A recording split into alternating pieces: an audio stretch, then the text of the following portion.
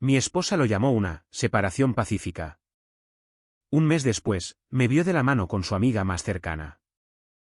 La paz se convirtió en fuego y su plan le estalló en la cara. Llamaron a las 7:42 de la tarde para decir que la hoja de términos estaba completamente ejecutada. Yo todavía estaba en el estacionamiento de un supermercado, apoyado en el volante, mirando una botella de champaña barata que había agarrado por costumbre. Mi nombre es Adrián Lobo, tengo 37 años y soy el fundador de una empresa emergente de tecnología en Monterrey. Durante 3 años, había estado viviendo a base de café negro, revisiones de código y el tipo de optimismo que mantiene a un hombre despierto cuando todo lo demás dice que se vaya a la cama. Esta noche, el optimismo finalmente tenía números que lo respaldaban. Habíamos cerrado una ronda de 400 millones de pesos. 60 de esos millones eran míos, cada bonificación que había guardado, las acciones que había liquidado en el peor momento posible, la cuenta de jubilación que había dejado de llamar jubilación. El resto pertenecía a inversores que apostaron a que yo podía convertir una idea obstinada en una empresa. Conduje a casa con la botella rodando sobre la alfombrilla y el tablero de instrumentos lanzando una luz suave a través de la cabina. En mi cabeza, ensayé una escena sencilla, su sonrisa, una felicitación, tal vez la palabra, orgullosa. Eso era todo lo que quería, 10 segundos honestos de fe. La casa estaba en silencio, las luces bajas, sus piernas recogidas bajo una manta en el sofá. La televisión murmuraba un programa de crímenes. Puse la champaña en la encimera, todavía fría en su bolsa de plástico, y dije, lo logramos. Ella levantó la vista, no fue exactamente una sonrisa, sino más bien el reconocimiento cortés que se le da a un vecino en el buzón. No te pongas arrogante, dijo ella. Una ronda no significa que sea real. Solo tuviste suerte. Esa frase no debería haberme sorprendido. No lo hizo. Desde el principio, ella no había creído en lo que yo estaba construyendo. Con sus amigos, lo llamaba, su proyectito. La forma en que la gente habla de los huertos de pasatiempo que nunca producen más de 2 tomates. En las cenas, ella sonreía con superioridad cuando alguien preguntaba cómo iba la empresa. Está jugando a ser el director ejecutivo, decía ella. Y todos se reían de esa forma segura en que la gente se ríe cuando no están seguros de si es realmente un chiste. Cuando hablaba de visión, sobre resolver un problema doloroso y aburrido a gran escala, ella suspiraba y preguntaba si la visión planeaba pagar la hipoteca este mes. Era un goteo de desprecio que aprendes a secar sin montar una escena. Me decía a mí mismo que ella era práctica. Me decía que era un mecanismo de defensa, que si fallaba, ella no saldría herida porque nunca se subió a bordo. Pero en las 1000 pequeñas formas en que un cónyuge puede estar presente, preguntar por el día sin mirar una pantalla, leer una presentación y decirte que falta, aparecer en un día de demostración solo para estar al fondo y aplaudir, ella permaneció ausente. Sin apoyo moral, sin equilibrio emocional. Hay un tipo de soledad que puedes sentir a 2 metros de distancia en el mismo sofá.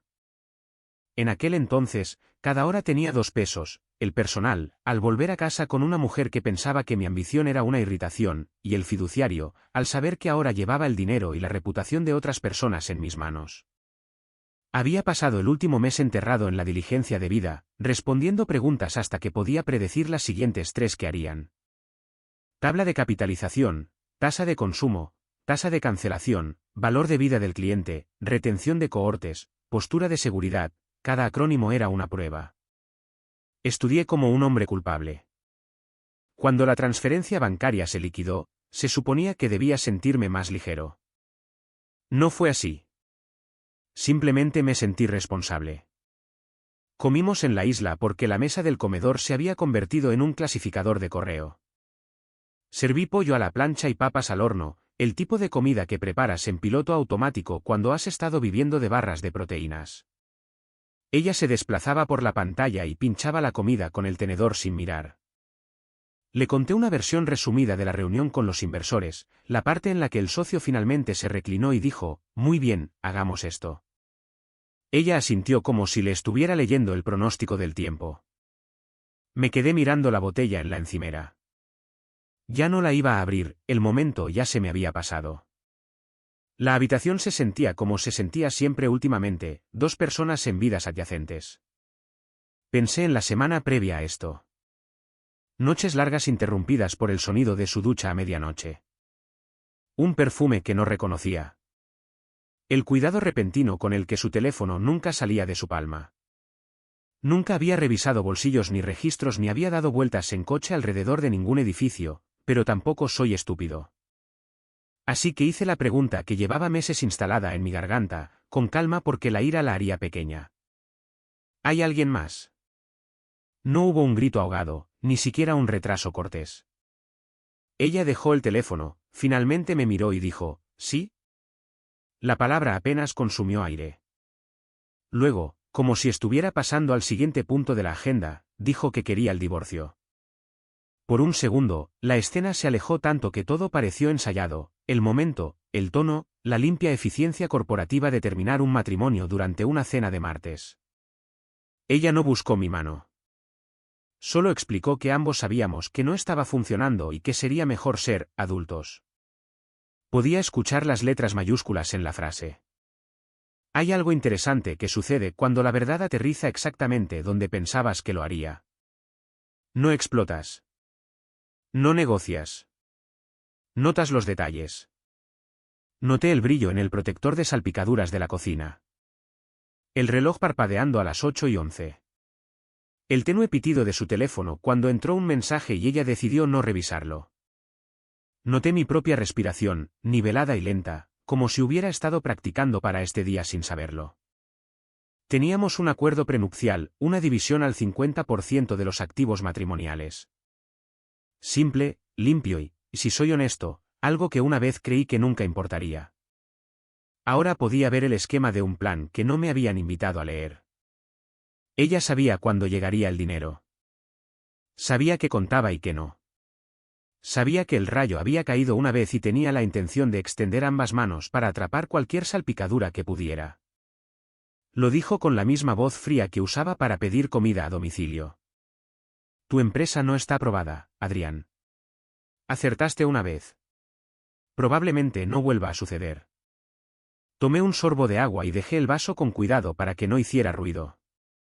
En algún lugar debajo de la mesa, mi pie se había estado moviendo. Hice que se detuviera. No le hablé de las llamadas de ventas programadas para la próxima semana, de la prueba piloto que se lanzaría con un cliente en la Ciudad de México o del ingeniero que acababa de resolver un problema que me hizo querer celebrar solo en un armario de suministros. Nada de eso pertenecía a esta conversación. Preguntó si podíamos mantener la cordialidad. Repitió la palabra, pacífica, como si fuera un código de descuento que rebajaría nuestro dolor al finalizar la compra. Asentí porque asentir era más fácil que explicar que la cordialidad sin respeto es solo coreografía. Dije que llamaría al abogado por la mañana. Ella dijo que ya lo había hecho. Por supuesto que lo había hecho. Retiré los platos. Ella volvió al sofá y al resplandor de la televisión como si acabáramos de decidir los colores de la pintura. Puse la champaña de nuevo en el refrigerador porque dejarlo en la encimera se sentía como una confesión. En la habitación de invitados, empaqué una maleta con la eficiencia de un viajero frecuente, computadora portátil, sudadera, cargadores y un par de zapatos que no debían estar debajo de mi escritorio en la oficina pero que vivían allí de todos modos. Me detuve en el umbral y miré la cama que compramos con un reembolso de impuestos y el cuadro que elegimos en un paseo dominical cuando todo todavía se sentía como una línea recta. Luego apagué la luz. Algo había estado mal durante mucho tiempo. Esta noche, dejó de ser un sentimiento y se convirtió en una carpeta de archivos con mi nombre. Ella no creía en mí, pero había dejado muy claro otro tipo de creencia. Creía en el reloj y en el precio de las cosas y en la forma en que la suerte de un hombre podía enmarcarse como una ganancia inesperada en lugar de como el tipo de trabajo más lento. Caminé de regreso a la cocina, saqué la botella del refrigerador y la puse junto a la puerta trasera para la basura de la mañana. Algunas celebraciones no están destinadas a una audiencia.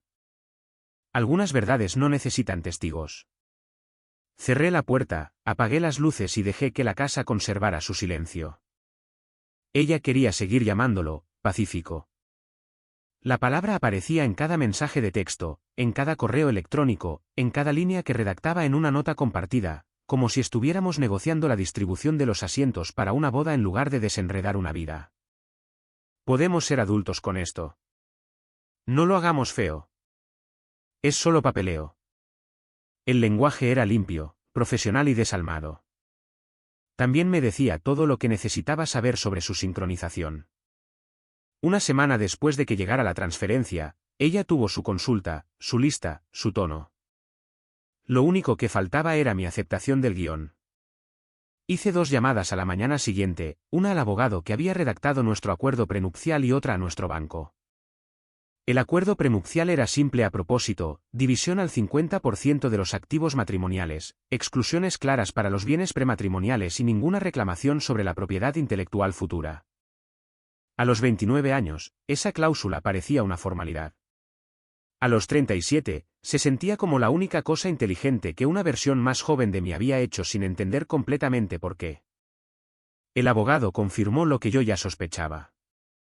Con la ronda cerrada y el efectivo en las cuentas de la empresa, ella no podía tocar el capital operativo. Pero podía llevarse la mitad de lo que había en el lado personal, la mitad de lo que habíamos construido juntos fuera de la tabla de capitalización, la mitad de todo lo que tenía una etiqueta de precio y nada de lo que tenía un costo. En el banco, la eliminé como usuaria autorizada de cualquier tarjeta con mi nombre en la parte superior y cerré la tarjeta conjunta por completo. No la estaba castigando. Estaba cortando el cordón de forma limpia para que no peleáramos más tarde por cargos realizados durante un divorcio que ya habíamos acordado tener. Se cambiaron las contraseñas. Se actualizó la autenticación de 2 factores. El almacenamiento en la nube se reorganizó para que los únicos elementos compartidos fueran documentos fiscales y manuales de electrodomésticos. El trabajo mundano de terminar las cosas. Por la tarde, su madre llamó para ver cómo estaba. El tono era suave, practicado y decorado con frases como: siempre me agradaste y solo quiero lo mejor para ambos. Escuché, le di las gracias y rechacé la invitación a contar mi versión. No habría versiones, solo una firma. Esa noche, mi esposa, pronto mi exesposa, sugirió algo mientras comíamos un salteado de verduras. Podríamos seguir cenando semanalmente después de la separación, mantenernos al tanto, seguir siendo amigos. Miré la sartén enfriándose en la estufa y dije que eso sonaba como una reunión, no como un matrimonio, y que las reuniones pertenecen a los calendarios. Su historia comenzó a viajar más rápido de lo que nosotros podíamos. Amigos me enviaban mensajes de texto con versiones de la misma frase: he oído que los dos están siendo muy maduros con todo. Algunos añadieron el subtexto que ella les había proporcionado: yo había tenido suerte con la financiación, pero probablemente no duraría, y este era el mejor momento para separarse antes de que el inevitable colpazo nos lastimara a ambos. No corregí a nadie.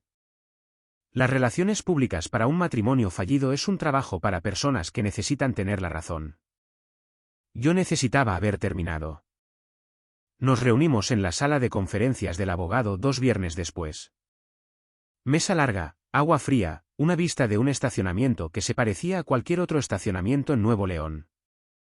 Ella llegó 5 minutos antes con un bolso de tela lleno de sobres cuidadosamente etiquetados. Yo llegué 10 minutos antes con nada. El abogado nos guió a través del documento línea por línea. Sin sorpresas, solo el esqueleto legal de una historia que ya nos habíamos contado en la isla de la cocina. Ella firmó con sus iniciales en silencio. Yo firmé con mis iniciales en silencio. Cuando llegamos a la sección que hacía referencia a la empresa, el lenguaje que aseguraba que mi trabajo futuro siguiera siendo mi trabajo futuro, ella sonrió con superioridad como si yo hubiera escrito una fantasía para mí mismo. ¿Todavía crees que esta cosa es viable? La pregunta no era una pregunta. Respondí con una pluma sobre el papel y mi nombre donde correspondía. De vuelta en la casa, la coreografía continuó. Camiones de mudanza para sus cajas, una hoja de cálculo de los artículos del hogar y quién se llevaría qué. Ella quería la mesa del comedor, la dejé ir. Yo quería el molinillo de café y el cuchillo de chef que nunca perdía su filo, ella los dejó ir. Ella se quedó con el arte, lo cual tenía sentido, ella lo había elegido. Yo me quedé con las plantas, lo cual también tenía sentido, yo era el único que las regaba. En la habitación de invitados, doblé su último suéter, lo deslicé en la caja final y la cerré con cinta adhesiva. Ella observaba desde el umbral y me dijo que no tenía que ser tan formal. Le dije, la claridad es un tipo de amabilidad. Ella no respondió. La mañana que se mudó, me abrazó como a un compañero de trabajo al final de una conferencia y me dijo que esperaba que pudiéramos apoyarnos en nuestros próximos capítulos. Dije que esperaba que ella obtuviera exactamente lo que quería. Ella lo tomó como benevolencia, yo lo dije con exactitud. Una hora más tarde, el administrador de los apartamentos envió un recibo por un nuevo contrato de arrendamiento en un departamento de San Pedro Garza García con su nombre y otro nombre que no reconocí a primera vista. Hay un silencio extraño que sigue al papeleo. ¿Esperas alivio, dolor o rabia? Lo que obtienes es lavandería, platos, un calcetín debajo del sofá, un solo cepillo de dientes y una taza junto al fregadero. Fui a la oficina e intenté sumergirme en la rutina. Reunión matutina a las 9, revisión de producto a las 11, informe a los inversores a las 2 de la tarde. El equipo no conocía los detalles, solo que yo estaba gestionando algunos asuntos logísticos personales. Eran personas buenas y cuidadosas. Nadie pidió más de lo que ofrecí. Trabajé hasta que mis ojos se nublaron, luego seguí trabajando hasta que mi cabeza se vació. En el camino a casa, me di cuenta de que había dejado la champaña barata en el contenedor de reciclaje y me reí solo en el coche como un hombre que finalmente entendía el chiste. Esa semana, Raquel me envió un mensaje de texto, ni un párrafo, solo tú comiendo. Le envié una foto de una barra de proteínas y una lata de café frío y un pulgar hacia arriba. Ella respondió con la dirección de un restaurante y una hora. Escribí que tenía llamadas tarde. Ella escribió, entonces te llevaré algo. No discutas. 20 minutos después, estaba en el vestíbulo con 2 bolsas de papel y el tipo de expresión que te hace enderezar la postura sin darte cuenta. Comimos en una mesa de conferencias. Preguntó cómo estaba absorbiendo el equipo la ronda de inversión, si el nuevo empleado aceptó y cómo era el calendario de la junta directiva. Cuando describí un problema con el posicionamiento, escuchó de la forma en que escuchan las personas que planean recordar. No lo había notado la semana del papeleo, pero Raquel había mantenido su distancia durante el matrimonio de una manera que, en retrospectiva, parecía respeto. Ella y mi esposa habían sido cercanas una vez. Almuerzos, viajes de chicas a los que nunca me invitaron, chats grupales con nombres que nunca podía recordar bien. En algún momento, esos lazos se aflojaron. Nunca pregunté por qué. En la sala de conferencias, mientras comíamos comida para llevar que sabía mejor de lo que debería, dijo, no estaba de acuerdo con cómo hablaba ella de tu trabajo. Siempre parecía pequeño cuando ella lo decía. Luego cambió de tema a un comunicado de prensa de un competidor y así deberíamos contraprogramar con nuestras propias noticias. Su hilo de mensajes de texto no se detuvo. Un enlace a un artículo sobre el encuadre narrativo. Una captura de pantalla del mensaje de un periodista que buscaba empresas que resolvieran exactamente el problema que nosotros resolvíamos. Un recordatorio para beber agua antes de la llamada de la junta directiva. Debería haberse sentido intrusivo. Se sentía como oxígeno. Mientras tanto, la campaña, pacífica, continuaba. Mi exesposa publicó una foto de un atardecer con un texto sobre el crecimiento y envió una nota a nuestros amigos mutuos sobre lo agradecida que estaba por nuestro tiempo juntos. Un conocido mutuo me reenvió un mensaje de grupo donde ella nos atribuía una decisión mutua, y decía que me estaba animando desde la distancia. Escribí un agradecimiento y lo borré. Algunas narrativas no necesitan un coautor. La presión tiene una forma de preguntar quién eres sin levantar la voz. Le respondí reduciendo lo que podía reducirse. Me corté el pelo, limpié el departamento hasta los zócalos, regalé la ropa que pertenecía a una vida que ya no quería y puse mi teléfono boca abajo durante las horas de trabajo. La empresa se sentía como un barco que finalmente estaba timoneando con ambas manos. 2 semanas después de que ella se mudara, un amigo mutuo vio a mi exesposa en un bar en una terraza con el hombre cuyo nombre no había reconocido en el contrato de arrendamiento. El amigo envió una foto que no pedí. La borré sin ampliarla. Esa noche, Raquel volvió a enviar un mensaje de texto, no con noticias, sino con una pregunta que cabía en una sola línea: ¿qué necesitas esta semana para hacer tu vida más fácil? Miré las palabras durante un minuto largo y luego le dije la verdad: necesitaba que todos dejaran de necesitarme para cualquier cosa que no fuera esencial. Ella me envió de vuelta una lista con 3 elementos, cada uno de los cuales me ahorraría horas al día si los hacía. Los hice. La semana fue mejor. La sentencia de divorcio llegó por correo en un sobre grueso de color avena. Lo abrí en la isla de la cocina donde ocurrió la primera conversación, puse mi firma donde correspondía la última firma y deslicé el paquete de nuevo en el sobre prepagado. Una frase de nuestra primera reunión con el abogado resonó en mi cabeza, sobre cómo la ley existe para hacer que los finales sean manejables para las personas que no pueden permitirse estar a merced de sus sentimientos. Dejé el sobre en la ranura de correo saliente y me quedé en el vestíbulo más tiempo de lo necesario, escuchando el zumbido del edificio, dejando que la maquinaria de la burocracia cargara con lo último del peso. Ella había cronometrado la separación como un inversor que cronometra un mercado, y durante un tiempo, me dolió la exactitud. Luego dejó de importarme. El dinero que ella se llevó no construiría nada, el dinero que yo conservé tendría que hacerlo. Su versión de los hechos viajaría en frases bonitas. La mía viajaría en resultados. En el silencio que siguió, los mensajes constantes de Raquel comenzaron a sentirse menos como informes y más como asideros. No sabía en qué se convertiría.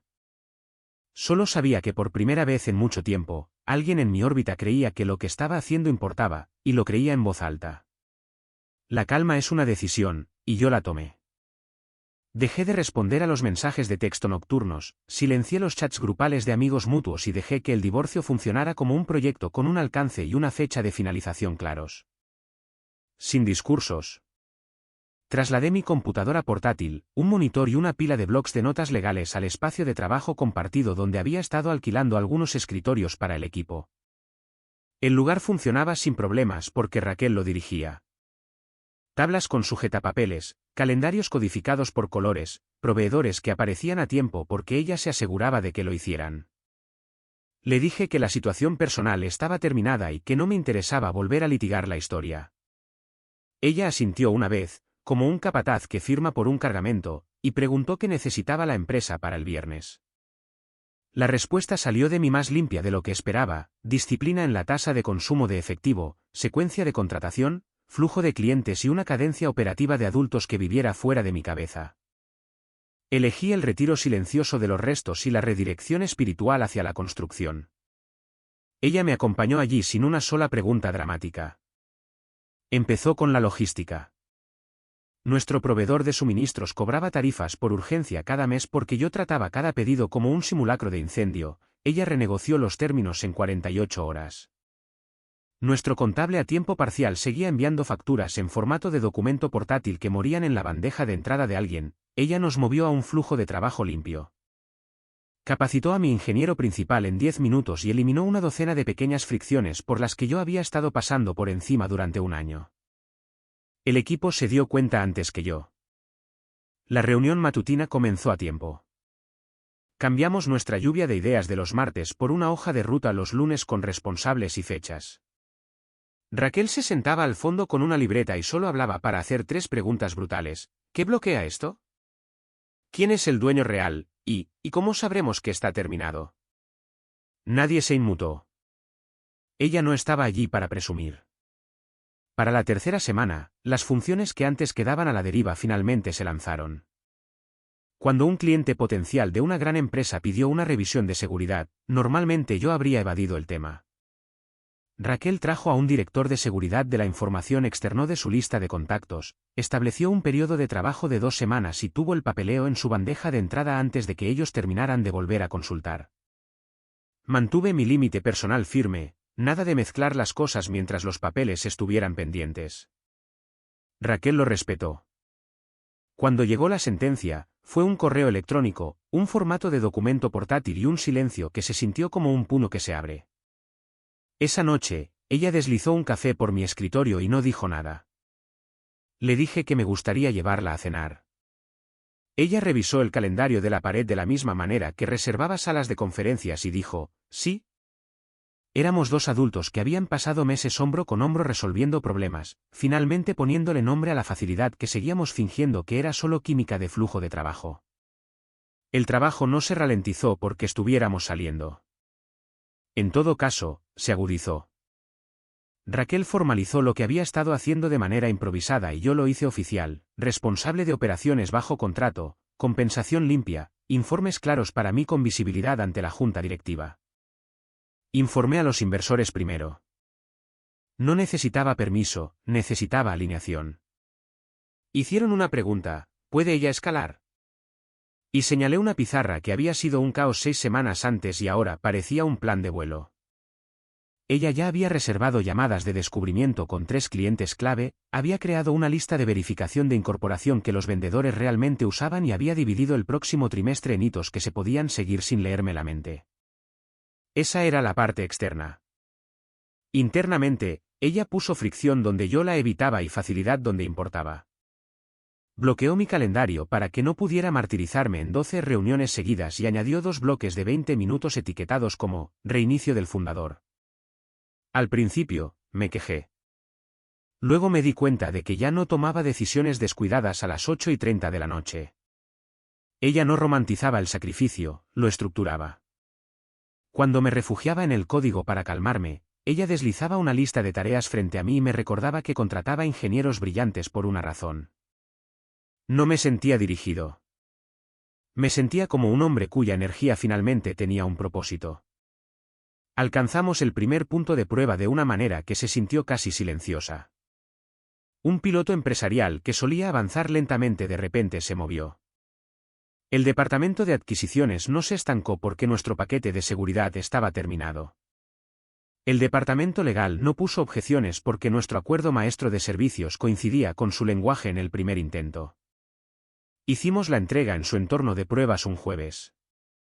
El lunes por la mañana, su jefe de análisis envió un correo electrónico que comenzaba con: «Esto es interesante». Ese «interesante» se convirtió en una orden de compra. La orden de compra se convirtió en una referencia. No fue suerte. Fue el efecto compuesto de la disciplina. En lo personal, lo mantuvimos simple. Sin publicaciones para aparentar. La cena eran tacos comidos de pie en un estacionamiento en una noche cálida después de una semana larga y el alivio de una mano que encajaba con la mía sin necesidad de ser convencida. Ella no intentó reescribir mi historia ni convertirme en una criatura diferente. Le gustaba la misma obstinación que me había llevado a construir un producto en primer lugar, simplemente no dejaba que la desperdiciara en las batallas equivocadas. El cambio del punto medio llegó con la reunión trimestral de la junta directiva. Entré esperando el interrogatorio habitual. En cambio, uno de los socios abrió con elogios sobre el ritmo operativo y preguntó quién diseñó el cambio de rumbo. Dije su nombre y observé a 4 personas muy inteligentes recalibrar. Preguntaron si ella consideraría asumir más alcance. Ella no respondió por mí, respondió por sí misma: sí, si el alcance tiene autoridad y las métricas son reales. Negoció sus propios límites en una sala que no estaba construida para ella y se fue con exactamente lo que pidió. En el viaje de vuelta, me di cuenta de que estaba construyendo con una socia que captaba un pensamiento y lo devolvía al estante correcto. Hubo pequeños momentos que unieron el gran arco en algo en lo que yo podía vivir.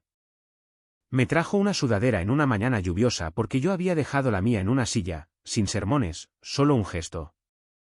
Señaló un hábito tóxico en una reunión, un hábito mío, con una gentileza que no suavizó la verdad. Me envió un mensaje con una foto de una pizarra que habíamos llenado de arriba abajo con flechas y tareas y escribió: «Hiciste que esto fuera real. Ahora, hagámoslo repetible». Y luego estuvo la primera vez que nos tomamos de la mano en público sin pensar en quién podría vernos. Un mercado local un sábado, 2 tazas de café, una fila para comprar pan dulce recién hecho que tardó una eternidad. Tranquilo, regular, humano. Un mes después del día en que llegó la sentencia, no planeé el simbolismo, pero aterrizó de todos modos. Me sentí ligero de una manera que no me había sentido desde antes del primer mazo de presentación, antes de la primera broma a mis expensas, antes de la mesa donde alguien me dijo que había tenido suerte una vez. La suerte no tuvo nada que ver con esto. Había tomado decisiones, difíciles, aburridas, necesarias. Y una mujer con una columna vertebral de acero las había igualado paso a paso. No creo en la venganza. Creo en los resultados. La empresa tenía una cadencia. Mi vida también había ganado. Raquel y yo no éramos un escándalo, éramos una alineación que ocurrió a plena luz del día porque no teníamos nada que ocultar. La historia que la gente contaría más tarde sobre vernos en una feria callejera, sobre la forma tranquila en que estábamos allí, era solo eso. Dos personas en paz en una temporada construida por un trabajo que nadie fotografía. El fuego que otros querían se había ido. Lo que quedaba era mejor, una combustión limpia que alimentaba el motor.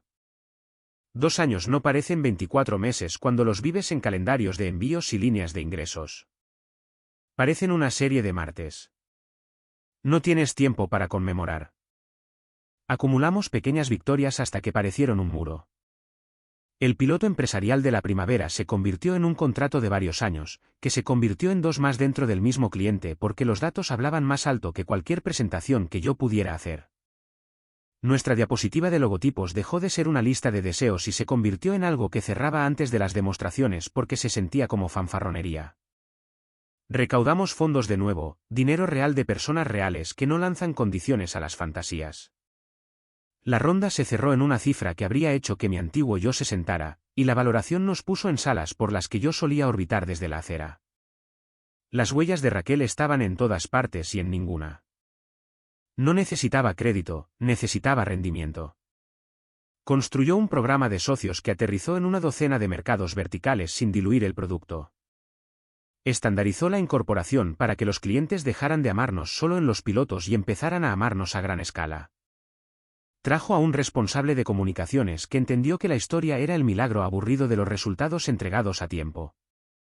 Los inversores dejaron de preguntar si podíamos ejecutar porque, para entonces, habría sido como preguntar si la gravedad planeaba seguir haciendo lo suyo la semana que viene. Observé cómo la gente recalibraba cuando surgía su nombre. Al principio, era curiosidad. ¿No era ella la amiga de mi exesposa?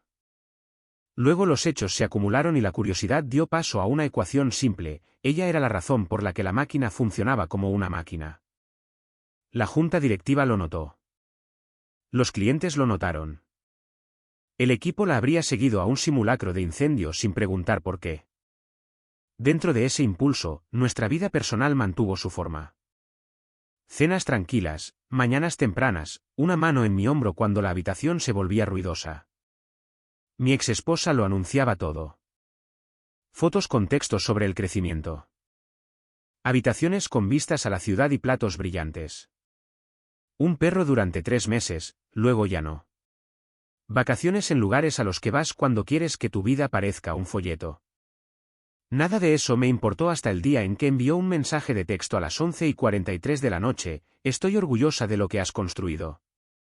Lo leí 2 veces, sentí el intento de calidez y reconocí la resaca debajo de él.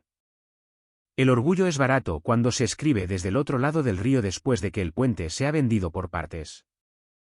Puse el teléfono boca abajo y dormí como un hombre que había completado su entrega.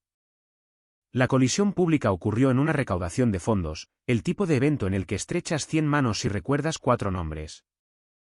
Estábamos allí porque un cliente puso nuestro logotipo en una pancarta y me pidió que dijera 2 minutos de algo. Raquel vestía de negro, sencillo. Yo llevaba un traje que finalmente me quedaba bien porque ella me había dicho que dejara de fingir que no necesitaba un sastre. Estábamos cerca de la barra, burlándonos de un arreglo de mesa que parecía escrito por un algoritmo, cuando un cambio en el aire me avisó antes que mis ojos. Ella entró con 2 amigas del viejo círculo y el hombre cuyo nombre una vez estuvo en el contrato de arrendamiento. Ella nos vio en el mismo momento en que nosotros la vimos a ella. Por un instante, nadie actuó. Luego, la historia que ella les había vendido a todos chocó con la imagen frente a ella. Su rostro pasó por 3 expresiones que no pude nombrar lo suficientemente rápido como para catalogarlas. Se acercó más, no a mí, sino a Raquel, como si la proximidad pudiera darle ventaja. La amiga que estaba a su hombro dio medio paso atrás, como hace la gente cuando reconoce un cable de alta tensión. Sentí mi pulso, pero no mi ira. La mano de Raquel encontró la mía. Nada dramático, solo contacto. La calma se sentía como una armadura. Ella habló primero. Las palabras fueron silenciosas, dirigidas como un dardo. Dejé que la frase quedara suspendida. Estábamos divorciados cuando empezamos a salir. No tuve que decirlo, la sala ya lo sabía. Ella lo intentó de nuevo con un gancho diferente, así que, por esto estabas tan ocupado. Raquel respondió a la frase con una mirada que decía, los hechos importan, y dijo una frase que terminó con el debate, empezamos después de los papeles. Sin explicaciones, solo la verdad sin adornos. El hombre al lado de mi exesposa miraba la mesa de la subasta silenciosa como si los artículos pudieran responder por él. Sus amigas estudiaban la alfombra. Di mis 2 minutos en el escenario y le dije a una sala llena de donantes que la cosa más radical que una empresa puede hacer es exactamente lo que promete a una escala aburrida. La gente aplaudió de la forma en que la gente aplaude en los eventos donde vienen para ser vistos. Bajé del escenario y estreché la mano del cliente. Cuando me giré, mi exesposa estaba hablando con alguien que solía reírse de su proyectito, y que ahora asentía a cualquier cosa que ella necesitara que escucharan. El asentimiento parecía frágil. Las matemáticas sociales habían cambiado y todos podían sentirlo. La línea entre la narrativa y el resultado se había trazado con tinta. En nuestro mundo, los resultados no solo cambian las reputaciones, cambian los balances.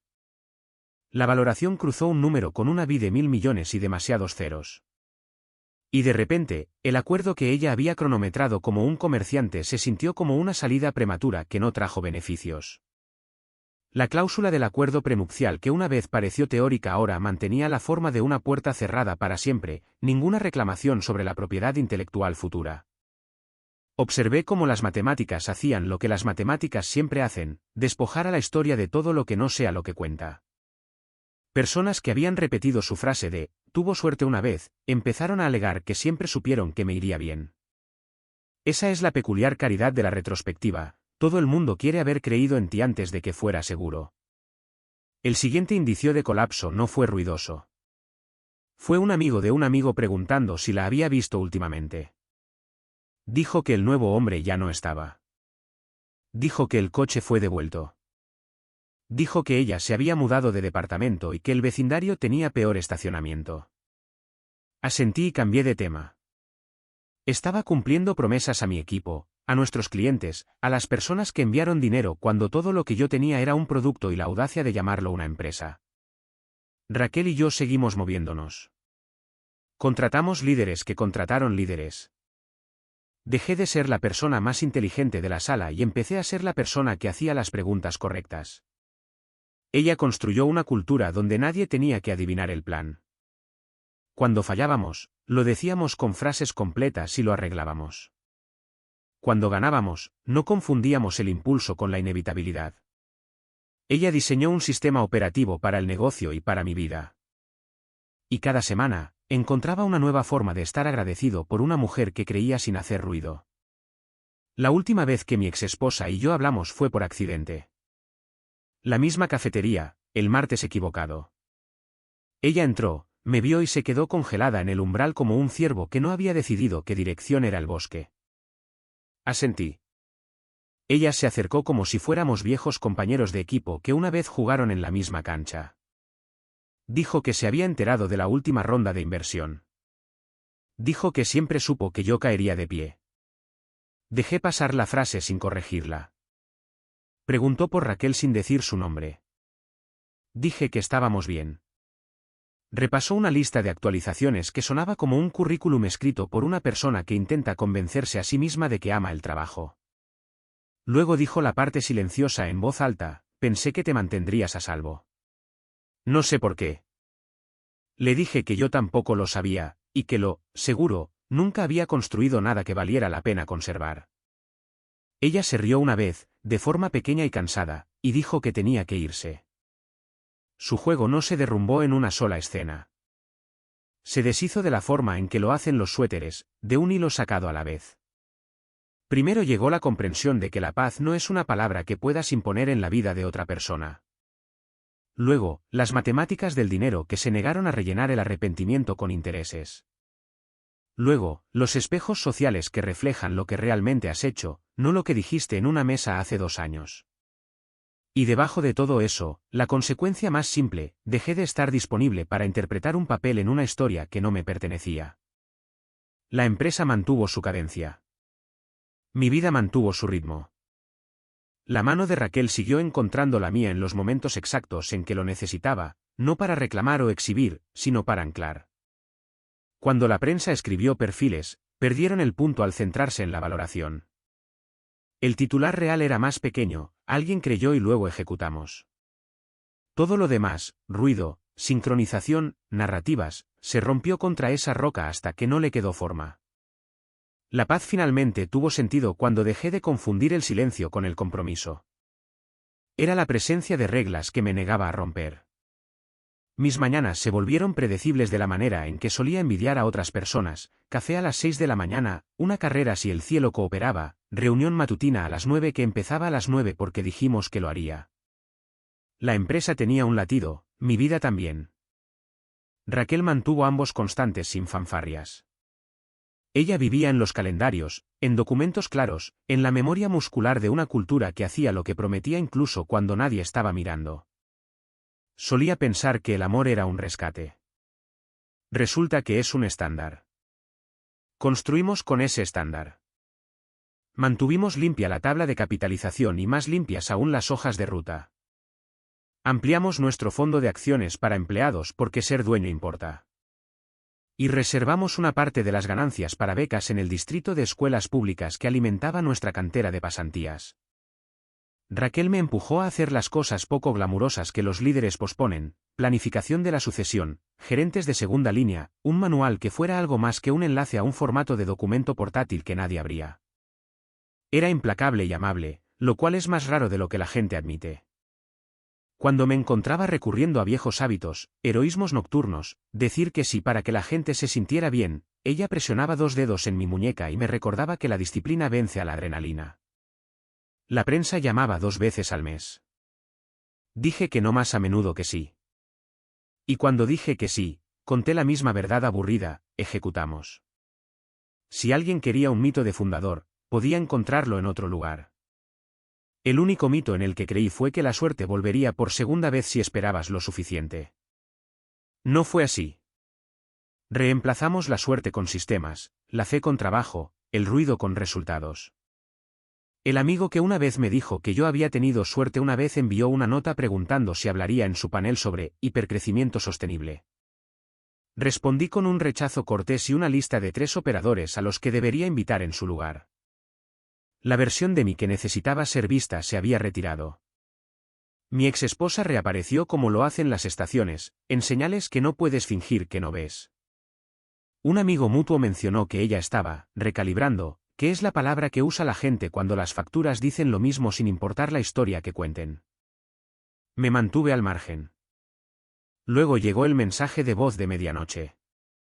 Podías escuchar el pañuelo en el primer segundo, la inhalación pequeña y húmeda seguida de un trago de saliva ensayado. Su voz era suave de la forma en que se vuelven las voces cuando son más conscientes de sí mismas que del mensaje. Dijo que no había tenido la intención de ser cruel. Dijo que nos estaba protegiendo de un futuro que no podía ver. Dijo que nunca imaginó que la empresa sería así de grande. Dijo que estaba orgullosa. Dijo que extrañaba la forma en que solíamos reírnos de los comerciales tontos. Dijo que lo sentía una vez, luego otra vez y una vez más después de que la palabra se volviera pesada, sollozando bajo cada frase como un metrónomo ajustado al arrepentimiento. Dejé que se reprodujera hasta el final porque los finales merecen testigos, incluso si llegan tarde.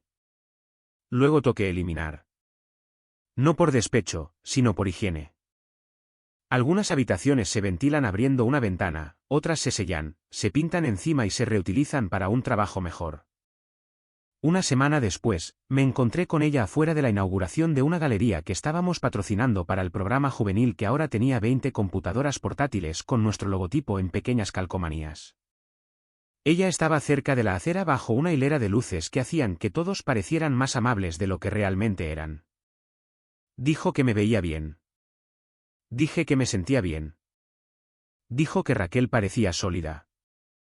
Dije que lo era. Se abrió una pausa y ambos pudimos escuchar la parte que ella quería decir, la parte que ya había dicho en el mensaje de voz, la parte que pediría una conversación más que no llegaría a ningún lugar nuevo. No le entregué una frase a la cual aferrarse.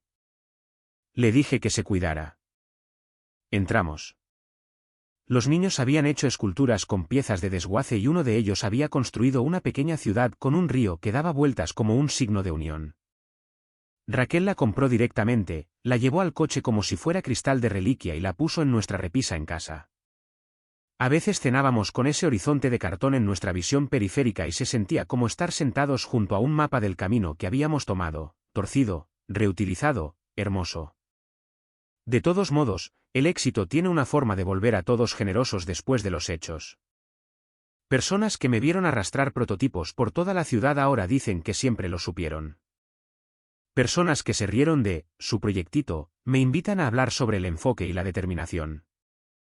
No los corrijo. No llevo un libro de cuentas. Mantengo compañía con el puñado de personas que creyeron en voz alta cuando creer no estaba de moda, y con la mujer que apostó su nombre a la ejecución en lugar de a los aplausos. El respeto no es una recompensa, es el precio de la entrada. Raquel y yo nos casamos en un juzgado un miércoles porque el miércoles estaba libre. 2 testigos, 2 firmas, 2 cafés después, sin discursos. Yo llevaba un traje que me quedaba bien. Ella llevaba un vestido con bolsillos porque, por supuesto que lo hacía. Se lo contamos al equipo al día siguiente y vitorearon lo suficiente como para hacer que las luces parpadearan. Mi teléfono se iluminó con un número que no había guardado pero que reconocería en cualquier lugar. Lo apagué y fui a una revisión de producto. El amor y el trabajo no son enemigos cuando te niegas a dejar que el caos se interponga entre ellos. A veces, tarde, me quedo en la cocina y miro la vieja isla donde el veredicto original cayó como un recorte de presupuesto, sin suerte, temporal, no viable. La piedra es la misma, el hombre no. La lección no es complicada. Ella eligió no hacerlo, y las elecciones se acumulan. Ella liquidó temprano un futuro que no se molestó en estudiar y luego vio a alguien más cobrar los dividendos que nunca pensó que existían. Llamó a nuestro final, pacífico. Mi paz llegó el día que me di cuenta de que no le debía a nadie otra representación de mí mismo. El día que empecé a medir mi vida por las promesas que cumplía en lugar de por las disculpas que podía elaborar. El día en que una mujer que no tenía ninguna razón para estar a mi lado puso su mano en mi espalda y dijo sin decirlo, camina. El respeto no es negociable, menos aún en los matrimonios. Incluso cuando el amor está cansado, especialmente entonces. Si hay una coda, es pequeña. A veces ella envía una foto de un paseo, un banco vacío, un texto sobre la perspectiva. No respondo. El silencio no es un castigo, es el límite que protege la vida que construimos del ruido que casi se la lleva. La gente llamará a eso frialdad. Que lo hagan. Yo sé lo que es la calidez. Es un hogar donde la creencia y la rendición de cuentas comparten un fregadero. Es una empresa donde las promesas llegan a tiempo. Es una mujer que no necesita ser convencida de que el rayo no cayó 2 veces. Alguien construyó una red eléctrica.